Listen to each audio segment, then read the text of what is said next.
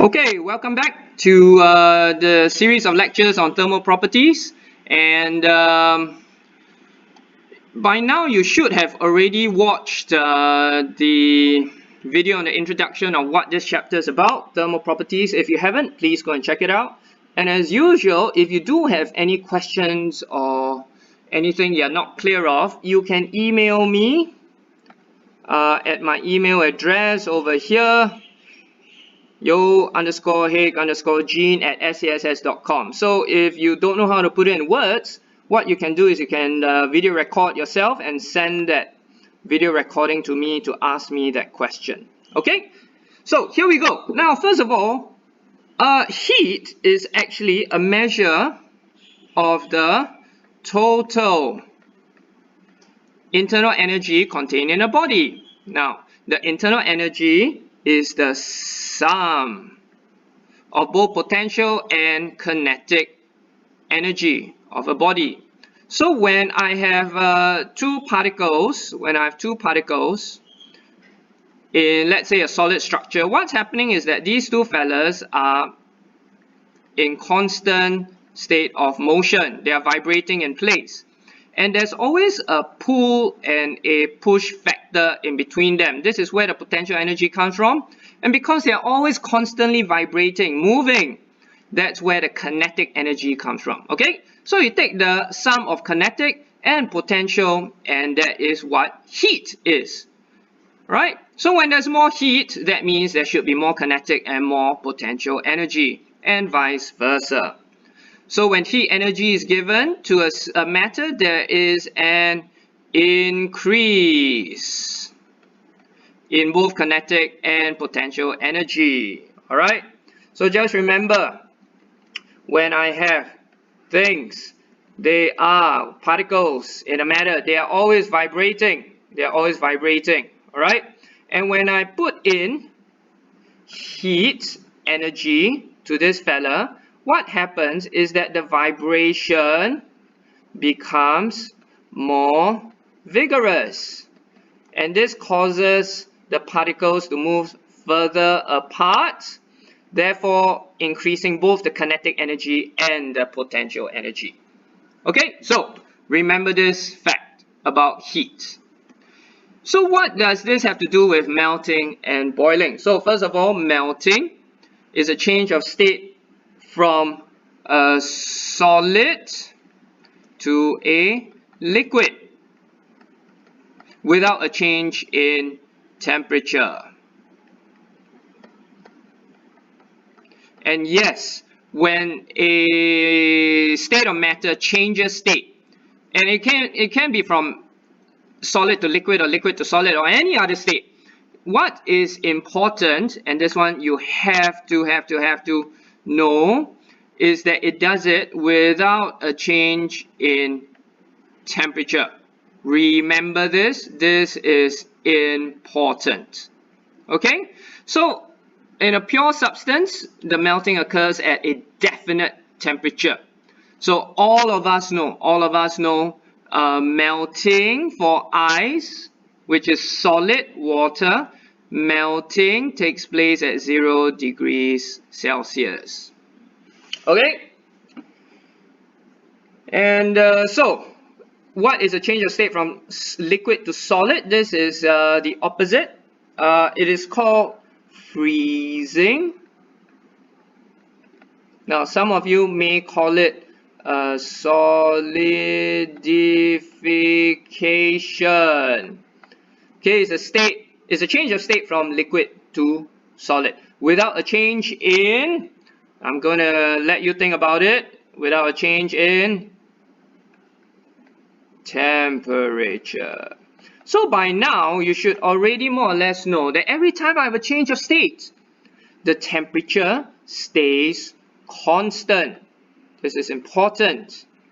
Without a change in temperature. Remember this. Okay? So melting from solid to liquid and solidification from liquid to solid, they are the opposites of a same, well, I wouldn't say it's the same process, but they are the reverse of each other's process, and they occur at the same temperature.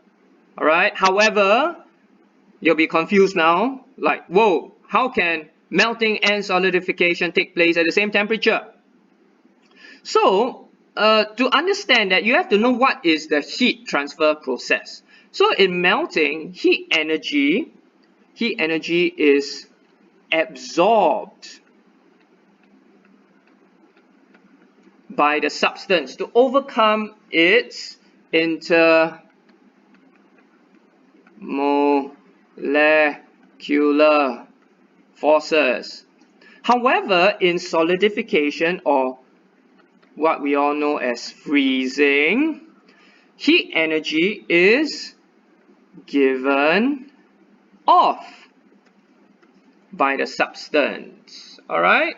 So therefore, if I have a substance, now I don't know what this is.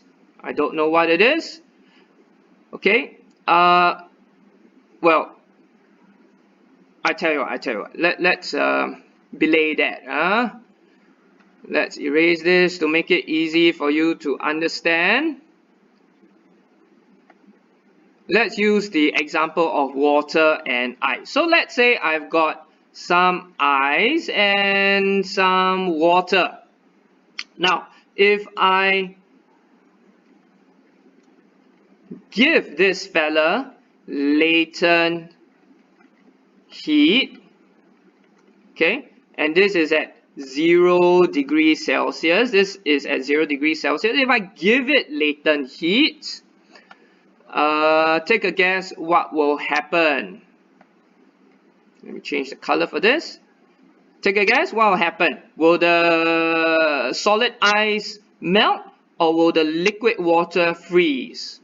I think by now, at 0 degrees Celsius, I give it latent heat, the solid ice will melt. Alright? But if I have a process whereby, same thing, solid ice, liquid water, same thing at 0 degrees Celsius, but I remove latent heat. Okay, I remove the latent heat. What will happen is that the liquid water will start to freeze. Okay? And you notice that both these processes take place at 0 degrees Celsius. So the point I'm trying to make is, you have to understand whether heat is given to the matter, the substance, or heat is taken away from the matter or the substance. That will determine whether it is melting or freezing, and both will take place at the same temperature. Okay? Last part. So,